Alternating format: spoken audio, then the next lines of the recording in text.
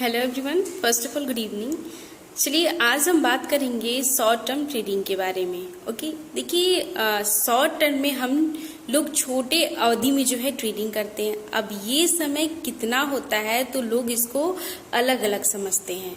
देखिए जब कोई ट्रेडिंग कुछ हफ्तों से लेकर कुछ महीनों में कंप्लीट होता है उसे हम शॉर्ट टर्म ट्रेडिंग कहते हैं, है ना। शॉर्ट टर्म ट्रेडिंग में एक एक्टिव ट्रेड इन्वेस्टमेंट होता है। आपको इसमें अपने स्टॉक पर नजर रखना होता है, ठीक है। मतलब कि अपने स्टॉक पर नजर रखनी पड़ती है, तभी आप जो है अपने लॉस को मिनिमाइज कर सकते हैं। इसको बहुत लोग स्विंग ट्रेडिंग के नाम से भी जानते हैं।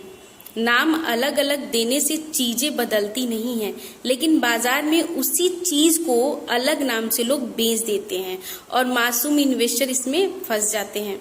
देखिए इन्वेस्टर और ट्रेडर में यही अंतर होता है कि इन्वेस्टर दूर का सोचता है और ट्रेडर छोटे अवधि का सोचकर अपनी स्ट्रेटेजी को लगाता है।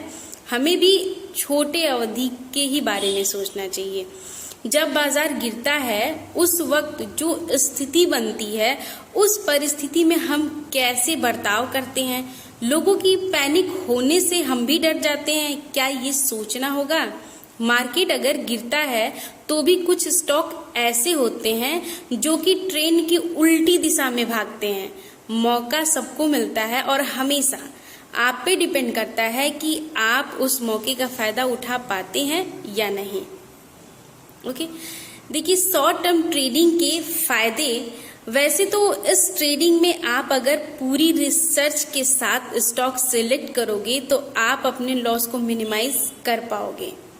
ध्यान दीजिएगा, शॉर्ट ट्रेडिंग के नुकसान, अगर आप किसी के कहने पर या किसी यूट्यूबर के वीडियो देख करके किसी स्टॉक को खरीद लेते हो तो आपको पक्का लॉस होता है, होगा ही लॉस। क्योंकि आप जिस किसी भी स्टॉक को सिलेक्ट करते हैं उस कंपनी के फंडामेंटल के बारे में ही आपको नहीं पता होता है, तभी तो आपको लॉस होता है।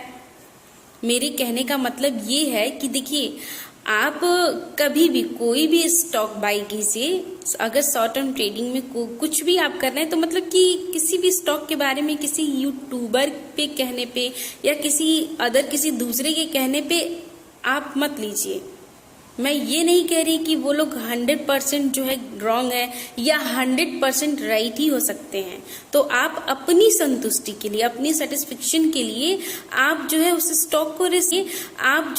स्टॉक को रिसर्च करिए, मतलब उसके बारे में जानकारी हासिल करिए। आप जानिए, क्योंकि देखिए हमें नॉलेज बहुत जरूरी है।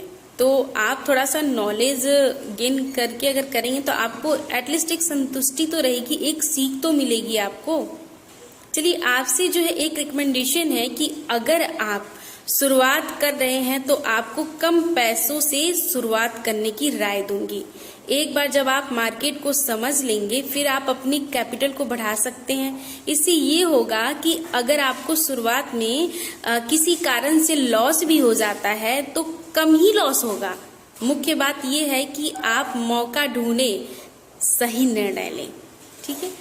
अब मैं नेक्स्ट वीडियो में आपसे बात करूंगी लॉन्ग टर्म ट्रेडिंग के बारे में। तो प्लीज़ आप हमारे चैनल को सब्सक्राइब करना ना भूलें और वीडियो को लाइक और शेयर जरूर करें।